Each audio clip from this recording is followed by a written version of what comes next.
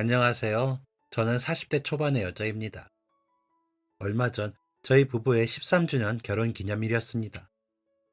간소하게 6,000원짜리 케이크라는 이름의 빵에 초에 불까지 붙여 축하를 하고 지난 시간들을 돌이켜보니 울컥하는 마음이 들더라고요. 그리 오래 살지도 않았는데 어찌나 구구절절하게 느껴지던지 혼자만 되뇌이고 삭히는 것보다 어디에라도 털어놓자 싶어 이렇게 사연을 보내봅니다. 저는 어릴 때 나름 사는 집 딸이었습니다. 고등학교 때까지 살던 집은 그 골목에서 제일 큰 집이었습니다. 1층부터 2층, 2층에 딸려있는 옥상은 저희 가족이 사용하고 창고로 사용하던 지하 공간은 방으로 만들어 새를 놓기도 하였죠. 아주 어릴 적에는 어땠는지 잘 기억이 나진 않지만 가지고 싶었던 장난감은 다 있었던 것 같습니다. 공주님 드레스같이 우리나라에서 구하기 어려웠던 것들도 외국에 일 때문에 다녀오시던 아버지께서 사다 주셔서 있었거든요. 그렇다고 재벌급은 아니었지만 동네 아주머니들께서 급하게 돈이 필요할 때 오셔서 어머니께 아쉬운 소리를 하던 집이긴 했습니다. 어머니는 못 받을 줄 알면서도 번번이 돈을 내어주시기도 했습니다. 얼마나 급하면 체면 불구하고 저렇게 오겠니? 많은 돈도 아니고 안 받을 생각으로 주는 거야. 어차피 돈 못 갚은 사람은 다시 오지도 못해. 라며 돈을 빌려가는 아주머니 편을 들고 나셨습니다. 저는 어릴 적부터 너무 흔한 모습이라 그러려니 했습니다. 그 덕분인지 제가 지나다닐 때마다 오셔서 어머니 안부를 묻는 어른들도 많았죠. 여유 있는 집에서 주변 어른들, 학교 선생님들, 친구들한테도 구김살 없는 어린 시절을 보냈다고 생각합니다. 어디를 가든지 저에게 친절한 사람들이 저를 보고 웃고 있었죠. 저도 예의 바르고 얌전히만 지내면 칭찬을 받으니 마음에 그들이 없기도 했고요. 매일 아침이 행복한 나날들이었습니다. 고등학교 때는 미술을 전공하여 졸업 후 유학을 가려고 준비도 하고 있었고요. 매일이 새롭고 나아질 거라는 기대로 설레고 좋았습니다. 세상의 모진 풍파 같은 건 평생 모르고 살게 될 줄 알았습니다. 하지만 그 호시절은 제가 고2가 되던 해에 터진 IMF로 다 무너졌습니다. 중소기업들은 언제 문을 닫아도 이상하지 않은 그 시절. 저희 아버지 사업 역시 어려운 지경에 이르렀던 것이죠. 모두가 어려웠던 그 시절에 자금 융통이 어려워진 아버지께서는 대출을 해주겠다는 말에 속아 서류를 해주셨다가 사기를 맞게 되셨습니다. 온 집안 물건에 빨간 딱지들이 영화나 드라마에서처럼 붙었고 어머니는 쓰러지셨습니다. 저는 모든 게 꿈인 것 같아 인정하고 싶지 않았습니다.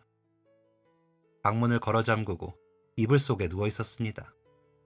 학교도 가기 싫었거든요. 모두가 저에게 손가락질할 것 같았습니다. 친하지 않던 아이가 저에게 잘 사는 집 딸이라 그런지 너 되게 별로다. 너가 그렇게 생글거리고 웃으니까 내가 불행한 것 같잖아. 라고 한 적이 있었는데 모두가 제게 그럴 줄 알았다. 잘난 척하더니 라고 할 것 같더라고요. 국내 대학이 아닌 외국 대학을 준비하는 탓에 실기에만 더 몰두하던 저는 레슨비도 없어진 그 상황에서 다른 그 어떤 방법을 찾기도 어려웠고요. 착하고 열심히 사신 부모님이 무슨 잘못으로 이런 대우를 받으시는 건지 분한 마음도 컸습니다. 하지만 그런 마음은 시작에 지나지 않았습니다. 거의 모든 짐은 경매로 넘어갔고 남은 짐들만 챙겨 정든 집을 떠나는 것을 시작으로 저의 삶은 완전히 달라졌으니까요. 제 방은커녕 창문도 제대로 나지 않은 방에 세 식구가 겨우 누울 수 있었고 밥도 작은 상에 앉아 먹었습니다. 식탁에 그럴싸하게 차려진 맛깔스러운 음식들은 더 이상 없었습니다. 그래도 아버지와 어머니 앞에서 저는 웃었습니다. 그래야 할 것 같았습니다.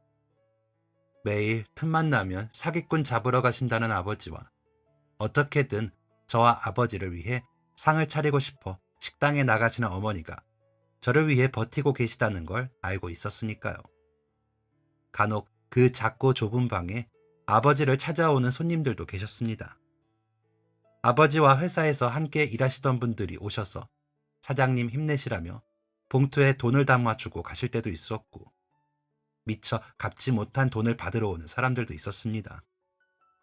그런 사람들 앞에서 전과는 다르게 작아진 것처럼 보이는 그 모습이 서글퍼 보일 때도 있었지만 그래도 웃었습니다. 그래야 부모님께서 버티시니까요.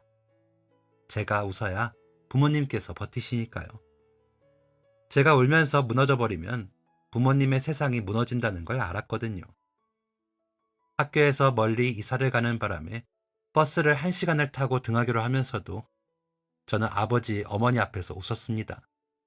하지만 그게 다였습니다.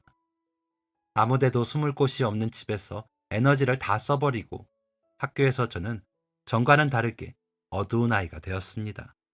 말도 잘 안 하고 친구들과도 어울리지 않았습니다. 당연히 웃지도 않았죠. 친구들은 그런 제가 변했다며 멀어지고는 더 이상 아는 척도 하지 않게 되더라고요. 그런 것 따위 그때는 아무렇지도 않았습니다. 그게 문제가 아니었거든요. 반드시 디자이너가 되겠다며 유학을 준비하던 제가 뭘 해야 먹고 살지, 그게 제일 큰 걱정이었거든요. 마음 같아서는 학교도 그만두고 싶었습니다. 하지만 검정고시를 볼 자신도 없어 그냥 졸업만 하자고 생각했습니다. 그러다가 집 앞 버스 정류장 근처 분식점에서 아르바이트를 구한다고 붙은 종이를 보고 덜컥 들어가 일자리를 구했습니다. 부모님께는 야자를 한다고 말씀드렸습니다. 그렇게라도 돈을 벌어 부모님께 보태드리고 싶은 마음이 컸기에 그런 거짓말은 해도 된다고 생각을 했습니다. 작은 돈을 받지만 열심히 일했습니다. 버스 정류장 앞에 있는 가게는 제가 일하는 야간 시간에도 손님이 꽤 있었습니다. 생전 처음 해보는 일에 실수도 많았지만 주인 할머니께서 이해해 주셔서 많이 배우며 일을 할 수 있었습니다. 목돈을 만들어 드리고 싶어 3개월 동안 열심히 모은 돈을 어머니께 드렸을 때 저는 처음으로 어머니께 혼이 났습니다. 누가 너더러 돈 벌어오라고 그랬어? 누가 이런 짓 하래? 너는 공부나 열심히 하라고 했잖아. 너 정말 엄마 잘못되는 거 볼 거야? 하시며 화를 내시던 어머니는 잔뜩 일그러진 얼굴을 감싸안고 우셨습니다. 어머니의 그 절망감이 너무 절절하게 느껴져 저도 울었고요. 아버지는 그런 저와 엄마를 보시고는 안 그래도 작아진 어깨를 더 작게 만드시고는 벽을 보고 돌아누워 일어나지 않으셨습니다. 그 작은 단칸방에 세 식구가 닿지 않을 방법이 없는데도 저희는 뿔뿔이 흩어진 채로 잠이 든 밤이었습니다. 그 후로 저는 매달 월급을 받아 어머니께 가져다 드렸습니다. 그래봐야 저희 생활이 달라질 것이 없는 걸 알면서도 저는 계속 그렇게 했습니다. 그러고 싶었습니다. 고등학교 졸업을 할 때까지 저는 그렇게 했습니다.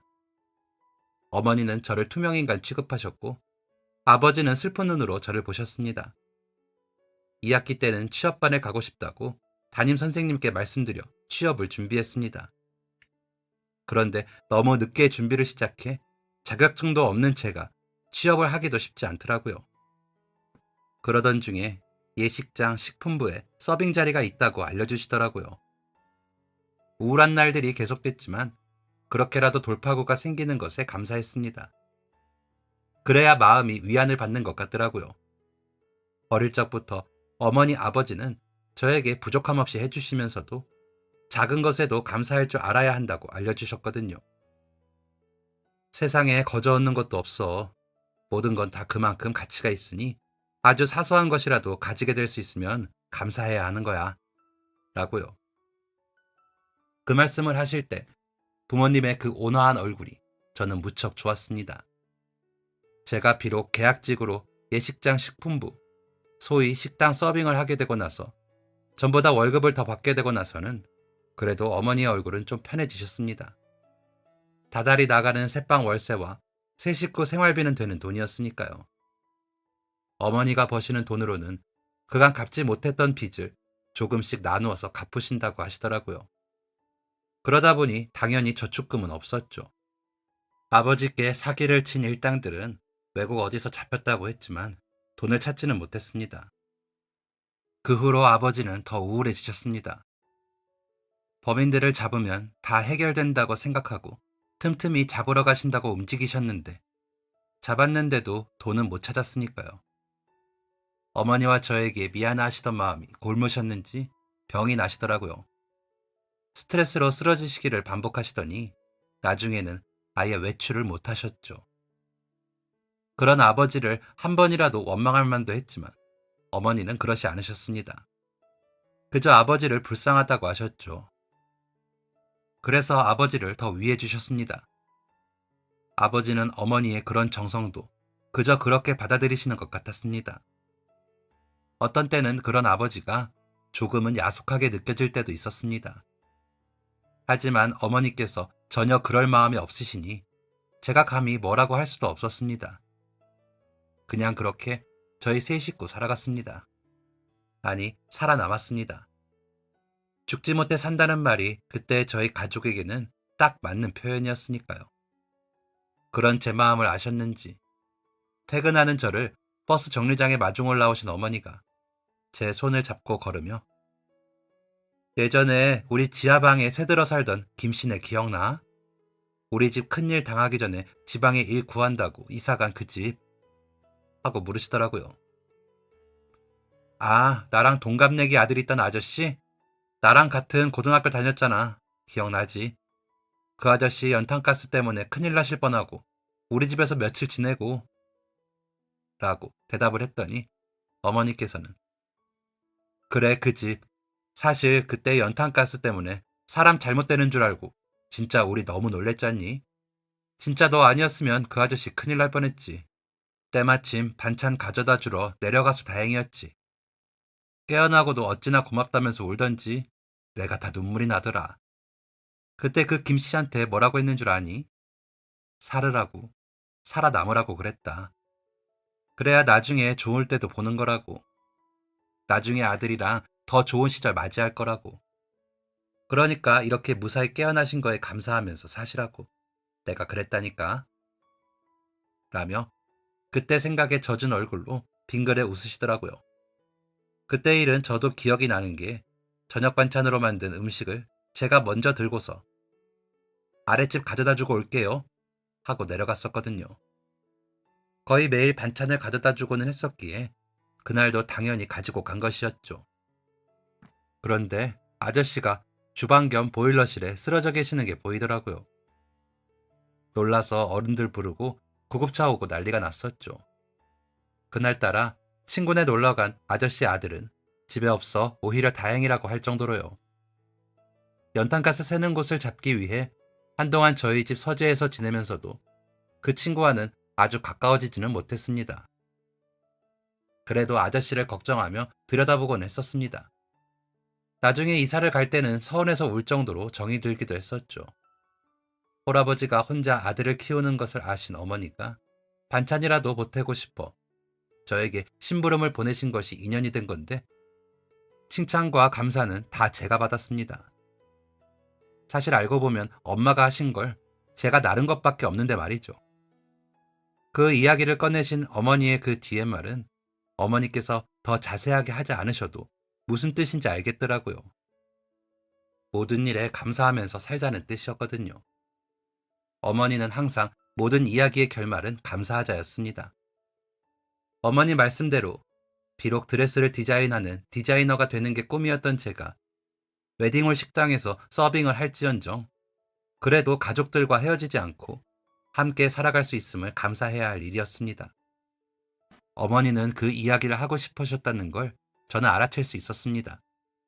하지만 괜히 그 아저씨는 건강하시려나? 이사 가실 때 꼭 다시 와서 신세진 거 갚으신다고 하셨는데 이제 못 만나겠네 라며 웃어버렸습니다. 어머니는 그런 제 손을 잡고 웃으시며 앞만 보고 걸으셨습니다. 작은 집보다 더 작은 문에 구겨지듯 들어가다 보면 숨이 막혔습니다. 그럼에도 저는 부모님과 무사히 하루를 마치고 다시 만났다는 사실에 감사하고 감사하는 마음을 가졌습니다. 그래서 그런지 전만큼은 아니어도 잘 웃고 잘 자고 잘 지냈습니다. 물론 매일 하는 일이 쉬운 일은 아니었습니다. 자칫 실수를 하면 다치기도 잘 다치고 무거운 음식들과 집기들, 접시들을 나르다 보면 어깨며 무릎, 팔, 다리 안 쑤시고 안 아픈 곳이 없었습니다. 데이는 곳도 많아 화상연고는 필수인 일이기도 했고요. 대부분 식은 주말에 몰려있지만 평일에도 나가 해야 할 일이 많은 일이기도 하고요.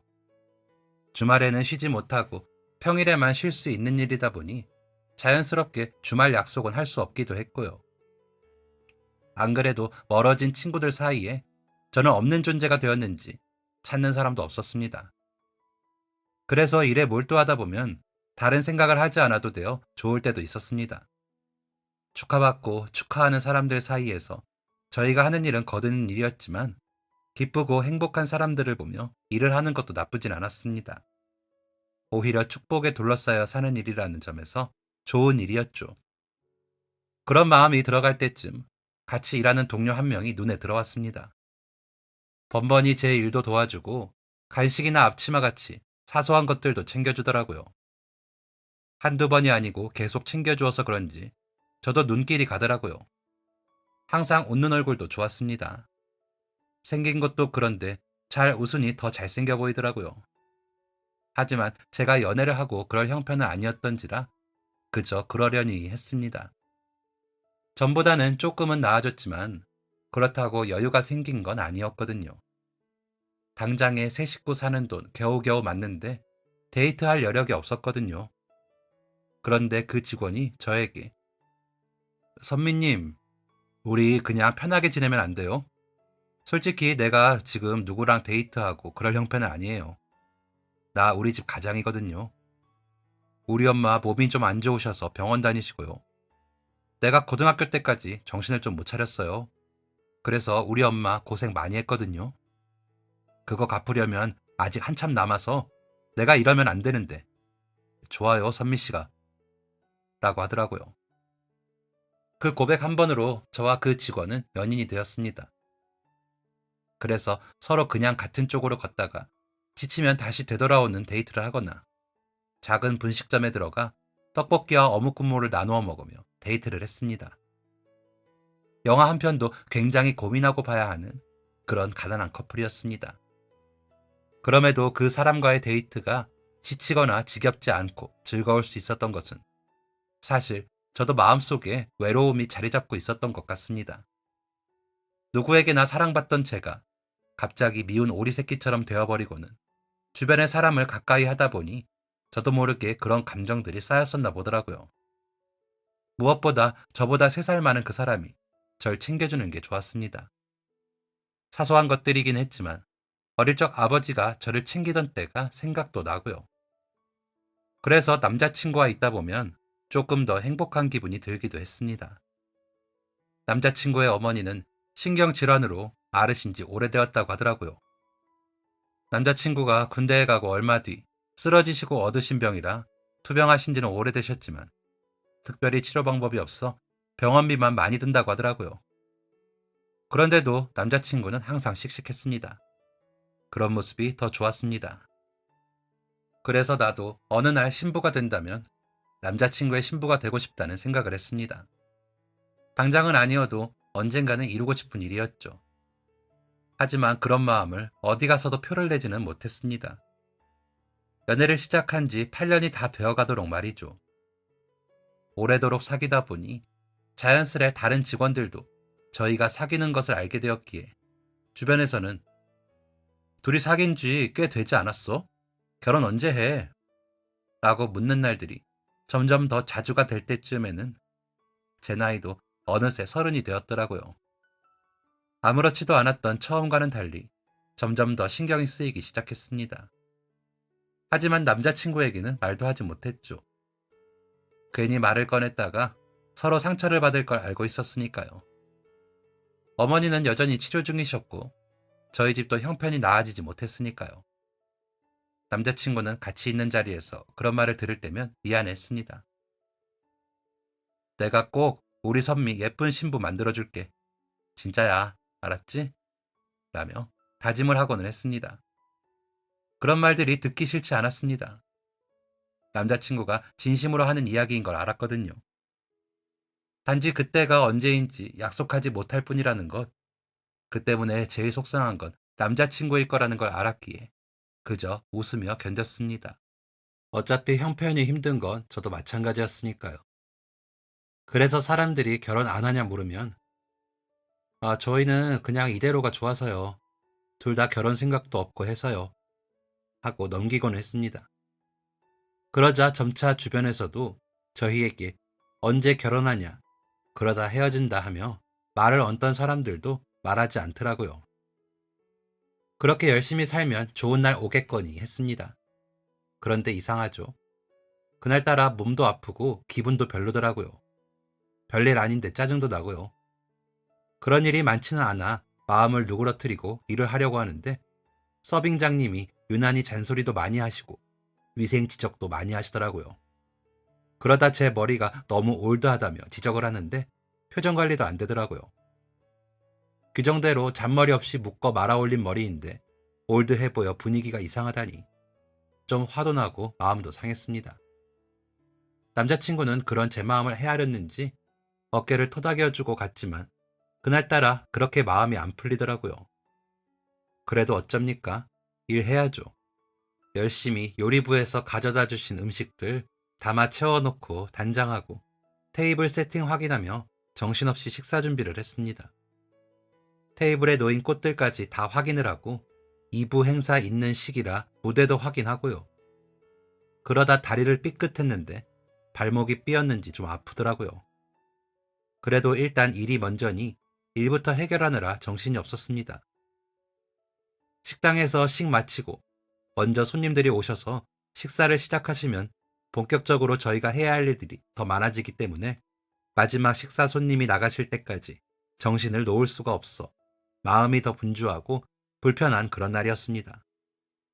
주방 이모님께서 추가된 음식을 주시면서 오늘 신부 너무 곱다 라고 하실 때까지도 그냥 불편해도 그렇게 마무리될 그런 날인 줄 알았습니다. 그런데 제가 그만 실수를 하고 말았습니다. 음식을 다 옮겨놓고 돌아서면서 신부를 보기 위해 고개를 돌렸다가 그만 앉아서 식사하시는 손님의 팔을 친 겁니다. 그렇게 가까운 거리가 아니라고 생각했는데 생각보다 공간이 좁았는지 테이블 사이로 들어가다가 그렇게 되어버린 것이죠. 그 바람에 사용하시던 포크가 손님의 셔츠 쪽으로 튀어올라 부딪혔고 셔츠에 음식물 소스가 묻으며 포크는 바닥에 떨어졌습니다. 명백한 제 실수이기에 얼른 포크를 들고는 죄송합니다. 죄송합니다. 하며 사과를 했습니다. 셔츠에 묻은 음식물로 생긴 보상은 제가 책임질 생각이었습니다. 그런데 손님께서는 화가 많이 나셨는지 아휴 정말 조심 좀 하지 진짜 라고 하더니 일어서서 옷을 살피시더라고요. 그래서 더욱 고개를 숙이며 죄송합니다 라고 사죄를 드리고 있는데 턱하니 제 멱살을 잡더라고요. 야, 눈 있으면 봐라. 이게 죄송으로 될 일이야? 너 이게 얼마짜린 줄 알아? 라는 소리와 함께 제 고개가 비틀어 내려지더니 눈앞이 번쩍했습니다. 그와 동시에 뺨이 얼얼하더라고요. 아픈 뺨을 쥐고서 고개를 바로 드는데 이게 뭐지 하는 생각과 동시에 주변의 시선이 모두 저를 보는 게 느껴졌습니다. 내가 지금 무슨 일을 당하고 있는 건가 하는 생각이 미처 다 끝나기도 전에 눈에서 눈물이 흘러내렸습니다.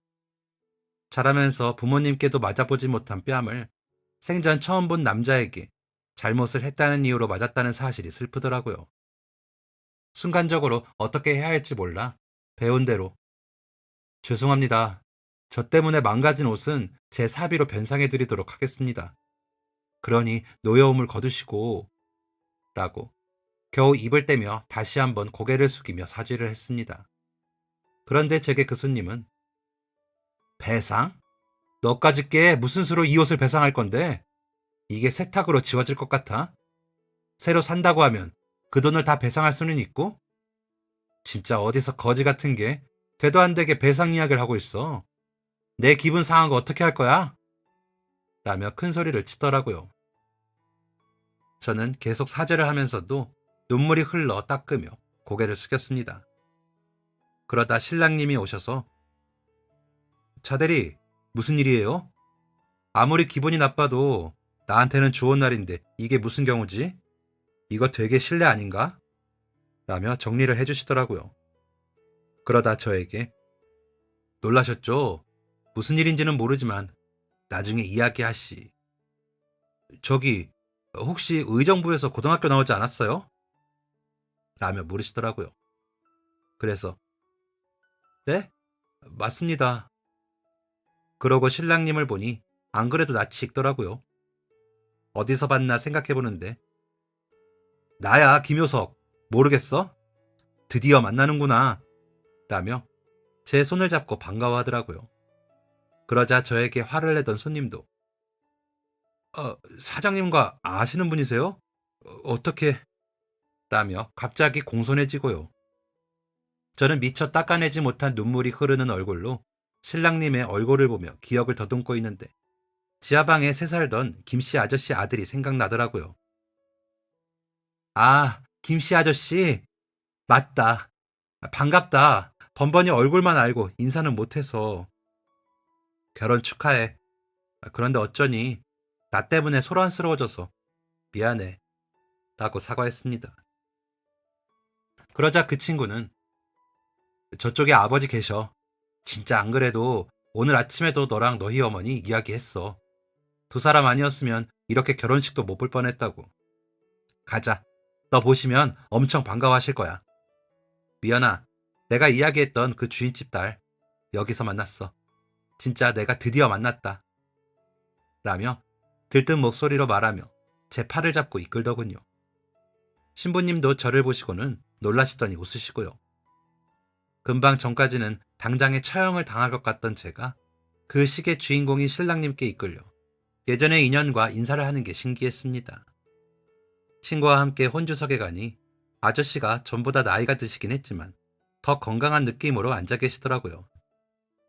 친구가 아빠, 제가 누구랑 왔는지 보세요.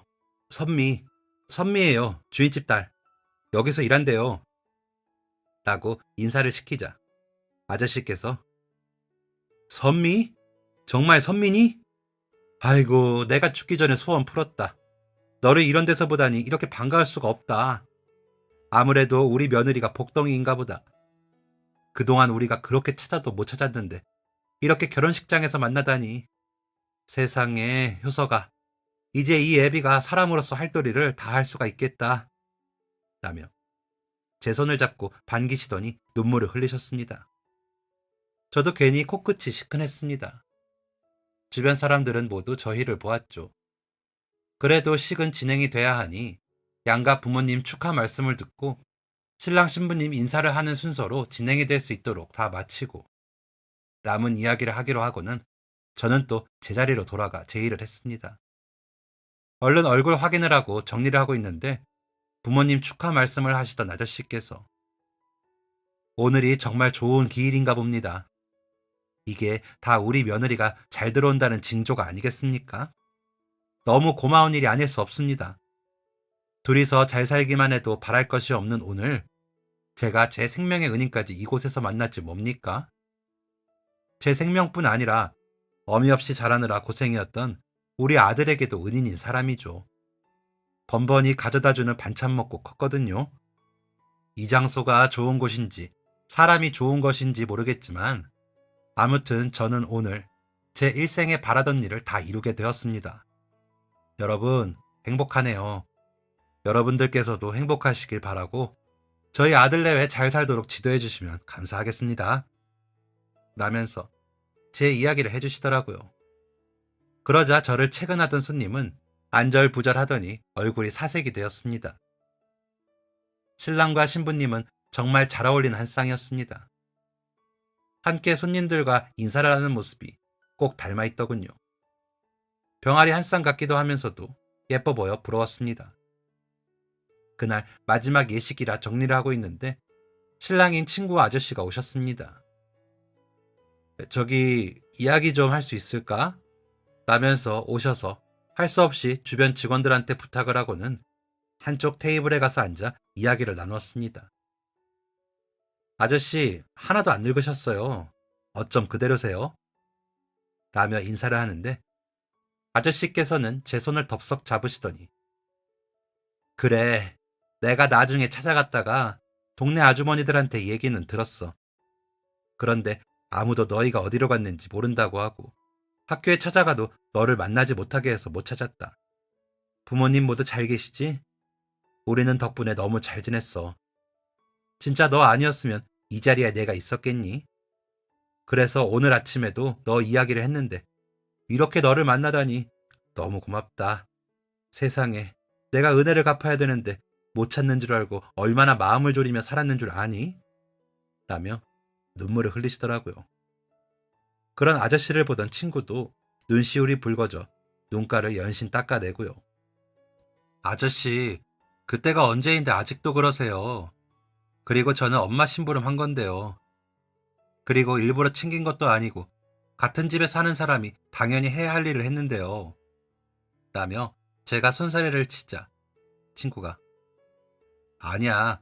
우리 처음 만났을 때가 초등학교 5학년이었고 내가 이사 갈 때가 고1 시작하기 바로 직전이었는데 진짜 우리 아버지랑 나 너희 집 신세 엄청 졌어. 너희 같은 주인집이 어디 있니? 라며 제게 고개를 숙여가며 인사를 하더라고요.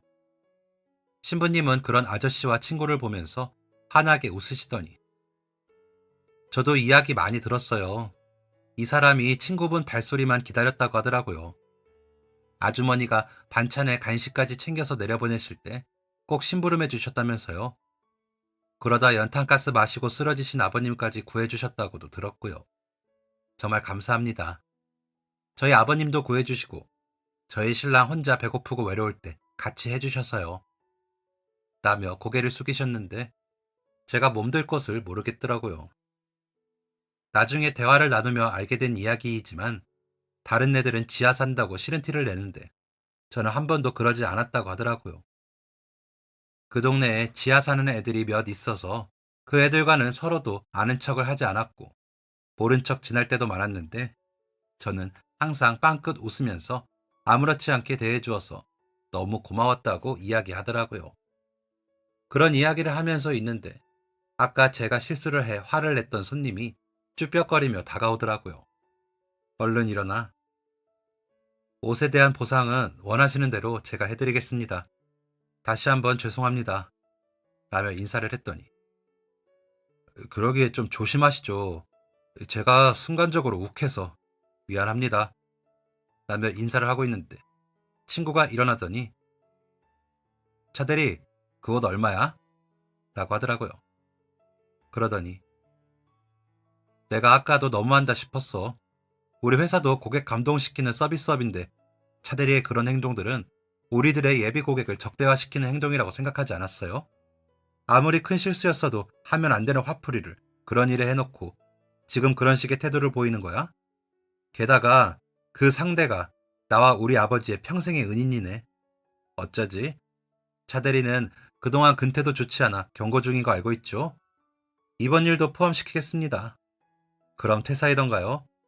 제가 신혼여행 다녀오기 전에 정리하도록 하세요. 라고 하니 그 손님은 아니 아무리 그래도 회사 밖의 일로 저를 자르시겠다는 말인가요? 그럴 수는 없는 거 아닙니까? 아무리 사장님이셔도 이건 너무하잖아요. 라며 따지듯이 묻자 친구는 우리 회사는 서비스를 파는 일로 이미지가 생명인데 그런 회사 직원이 나가서 갑질을 하다 어디서건 사장에게 보이면 당연히 근태 점수에 반영되는 거 아니겠습니까? 그동안 회사 주변에서 식사하실 때도 태도 조심하시라고 신신당부를 했습니다. 그런데 제 결혼식장에서 버젓이 갑질을 하셨어요. 당연히 근태 점수에 포함시킬 수밖에 없고 그동안 누적된 점수로 퇴직을 권고받으신 겁니다. 그런데 억울하실 게 뭐가 있죠? 라며 한치의 흔들림 없는 태도의 친구는 마치 다른 사람처럼 보였습니다. 그러자 그 손님은 저를 한동안 노려보더니 아유 정말 내가 재수가 없으려니까 별 그지 같은 거한테 걸려가지고 참나 나라고 뭐 가만히 있을 줄 아세요? 두고 보세요. 저 가만히 안 있습니다. 라며 가더라고요. 저는 괜히 저 때문에 일이 생겼나 싶어 나 때문에 그렇게 안 해도 돼 라고 했더니 친구는 원래도 간당간당했어. 결혼식도 그래서 얼굴 도장 찍으러 왔을걸. 저 친구 같이 일하는 동료들끼리도 말이 많았거든. 일도 안 하고 이미지도 안 좋고 라며 웃더라고요. 친구가 신혼여행 일정 때문에 일어설 때까지 대화를 나눴습니다. 그러더니 명함을 주며 선미, 너는 결혼 안 했어?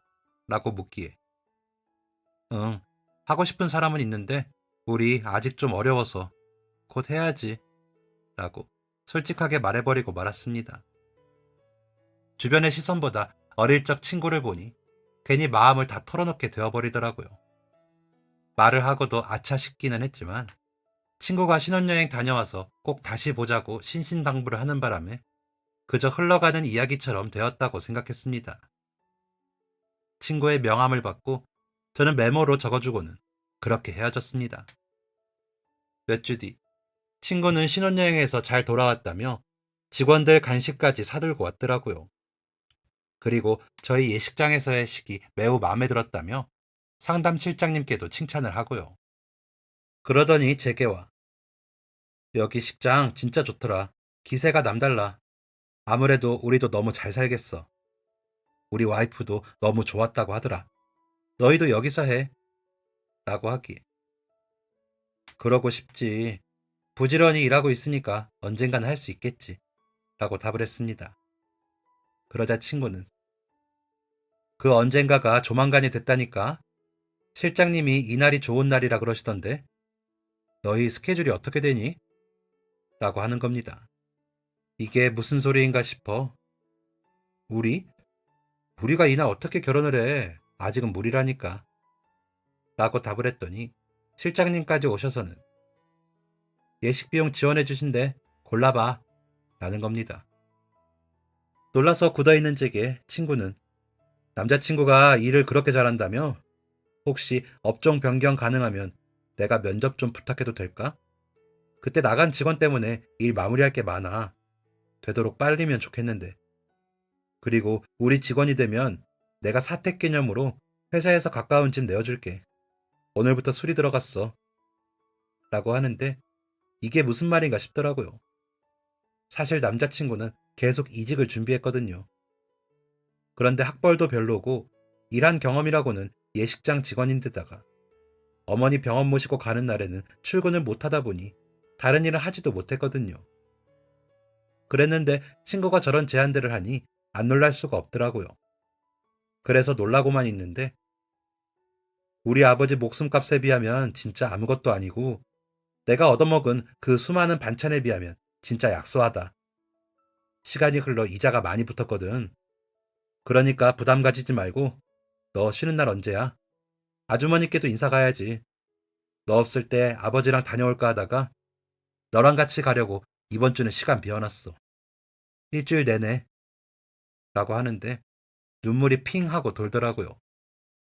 그날 저녁 집으로 돌아와 부모님께 그 친구와 아저씨 이야기를 했더니 깜짝 놀라시더니 눈물을 흘리시면서 그래도 우리가 헛살진 않았네. 라고 하시더라고요. 아버지는 어머니의 손을 잡고 다 당신이 잘 베풀어준 덕이야. 고마워.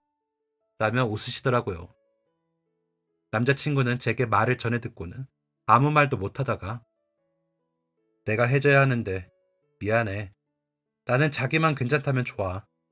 진짜 마음 같아서는 진작 결혼하고 싶었는데 아무리 생각해도 방법이 없어서 마음만 졸였거든. 진짜 그렇게라도 괜찮다면 나랑 결혼해 줄래? 라더니 품에서 반지를 주더라고요. 어머니가 조금만 좋아지면 프로포즈 해야지 했다며 반지를 품에 넣고 다녔대요. 그런데 어머니가 조금 위독해지셔서 말을 못하다가 이렇게 하게 된다며 울더라고요. 그렇게 저희는 친구 덕분에 나를 잡고 결혼을 하게 되었습니다. 그런데 상담 실장님께서 다른 직원들에게 저희 이야기를 했는지 예식장 사장님과 직원들이 돈을 모아 신혼여행을 보내주시겠다고 하더라고요. 사장님께서 숙소와 비행기 티켓을 해주시고 직원들은 기타 경비 쓰라고 모았다면서요. 너무 신세지는 것 같아 거절을 하려고 했지만 모두가 마음을 모았으니 너무 거절하는 것도 예의가 아니라면서 남자친구 퇴직 선물이라고 하더라고요. 그렇게 저희는 양가 부모님, 직원들 앞에서 결혼을 하게 되었습니다. 모두들 너무 예쁘고 멋지다며 칭찬을 해주셨지만 무엇보다 그토록 바라던 웨딩 드레스를 드디어 입은 제 모습을 볼 수 있어서 행복했습니다. 아버지는 제 결혼식에 오시느라 몇 년 만에 외출을 하셨죠. 제 손을 꼭 잡고 식장에 들어서시면서 너무 우셔서 모두가 눈물을 흘렸습니다. 정말 감사함으로 넘쳐났던 저희의 결혼식이 끝나고 저희는 더 감사하는 마음으로 살게 되었습니다. 신혼집으로는 친구가 말했던 사택에 들어가 5년을 넘게 살았습니다. 남편은 신혼여행을 다녀온 직후부터 친구의 회사에 출근을 했거든요. 그 후로 친구네는 아들 둘에 딸 하나를 낳았고 저희는 아들 하나, 딸 하나를 낳았는데 친구네 둘째와 저희 첫째가 친구고 막내끼리 친구라 자주 만나고 있습니다. 아저씨와 부모님은 가끔 바깥에서 만나 식사하신다고 하시더라고요. 저희 엄마는 또 반찬을 잔뜩 챙기시고요. 아저씨가 혼자 지내시니 마음이 쓰이시는 거죠. 아버지는 저희 결혼식 후로 경비를 구하셔서 지금까지 다니고 계십니다. 전보다 훨씬 웃음도 더 많아지시고 더 건강해지셔서 안 쓰러지세요. 시어머님은 저희 결혼하고 2년 후에 돌아가셨는데 돌아가시기 전까지 저더러 복덩이 며느리라고 부르며 예뻐해 주시던 목소리가 아직도 그립답니다. 친구는 전원주택을 지어서 본인 장인어른, 장모님, 아저씨, 저희 부모님까지 사실 수 있게 하고 싶다며 저를 마주칠 때마다 말을 한답니다. 한마당에 쌍둥이 집 세 채를 지어서 거기 다 모여 놀자고요. 예전엔 소극적인 아이였던 것 같은데 이제 보니 일 벌리기 쟁이더라고요. 친구의 아내는 그런 친구의 모습이 너무 좋다면서 웃기만 하니 부창부수라는 말이 맞는 것 같습니다. 저희 남편은 그런 사장님이 멋지다고 난리고요.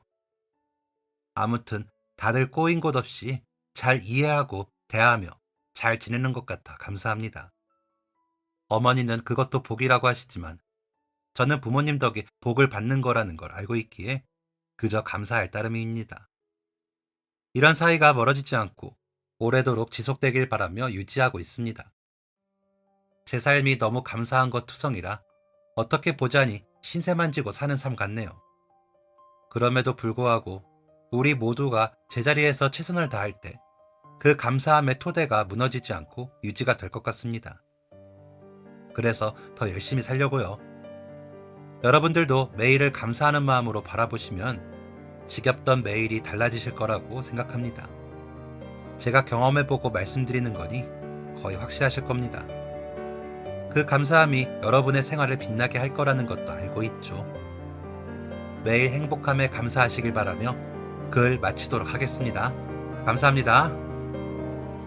지금까지 사연 들어주셔서 감사합니다. 사연이 재밌으셨다면 구독과 좋아요를 눌러주세요. 감사합니다. 안녕히 계세요.